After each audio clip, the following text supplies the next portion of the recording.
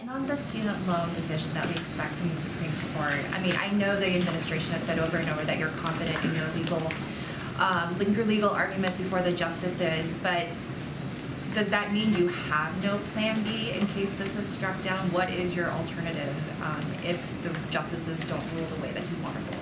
Well, look, I think what we've consistently said is that we have been very confident in the legal argument that the Solicitor General argued before the Supreme Court, and we're not going to get ahead of what the Supreme Court's outcome is here. But let's also be clear about the stakes. The whole reason the president pursued the student debt relief program is because of what the importance of the breathing room that this will provide potentially to millions and millions of Americans who just needed a little bit more breathing room as we came out of this pandemic. And so while we won't get ahead of the decision, we know that the stakes couldn't be higher for student borrowers right now. And certainly we're watching along with the millions of people who desperately need that student debt relief to see what the court will do here. And just one follow-up, because I was going to ask Director Brainerd this. While we're focused on the fate of the cancellation program, obviously the student loan payment, the repayments will resume again shortly. And I'm wondering if the administration has done any sort of research or if it has any projections on what kind of a drag that would be on consumer spending and subsequently the economy. Well, first of all, with respect to the lifting of the student loan pause, the Department of Education is going to be in touch directly with student borrowers to make sure that they have what they need and the information that they need as that prepares to resume.